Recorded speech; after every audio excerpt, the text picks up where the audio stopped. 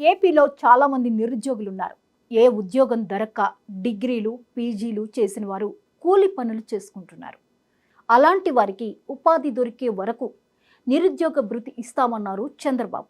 ఎన్నికలకు ముందు బాబు చెప్పిన ప్రధాన హామీల్లో నిరుద్యోగ భృతి అనేది ఒకటి. అయితే బాబు ఇచ్చిన హామీ ఎంతవరకు వచ్చింది?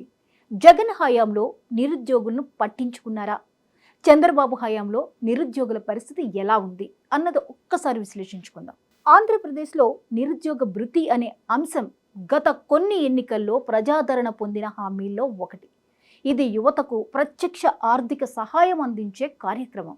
ఇప్పుడు మాత్రమే కాదు, చంద్రబాబు గత పాలనలోనే నిరుద్యోగ భృతి హామీ ఇచ్చారు. 2017లో చంద్రబాబు ప్రభుత్వం ప్రారంభించిన ముఖ్యమంత్రి యువనేస్తం స్కీమ్ ద్వారా నిరుద్యోగ యువతకు నెలకు 1000 రూపాయల చొప్పున భృతి ఇవ్వడం జరిగింది.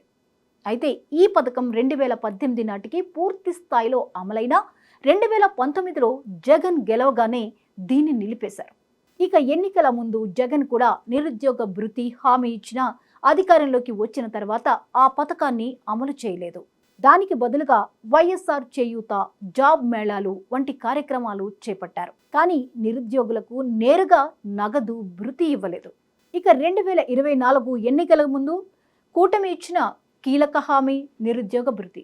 అందులోనూ నెలకు ఒక్కో నిరుద్యోగికి 3000 రూపాయలు భృతి ఇవ్వాలని హామీ ఇచ్చారు.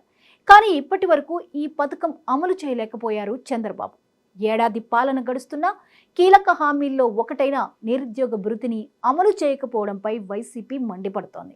జూన్ 4న వైసీపీ వెన్నుపోటు దినోత్సవాన్ని జరుపుతోంది. నిరుద్యోగులకు ఇప్పటికిప్పుడు ఉద్యోగ, ఉపాధి అవకాశాలు కల్పించాలంటే సాధ్యం కాదు. లక్షల్లో ఉన్న నిరుద్యోగులకు ఉద్యోగాలు ఇవ్వాలంటే చాలా సంవత్సరాలు పట్టొచ్చు. ఈ 5 ఏళ్లలో 20 లక్షల ఉద్యోగాలు ఇస్తామని చంద్రబాబు చెబుతున్నారు. కానీ అది ఆచరణలో ఏ మేరకు సాధ్యం అన్నది చూడాలి.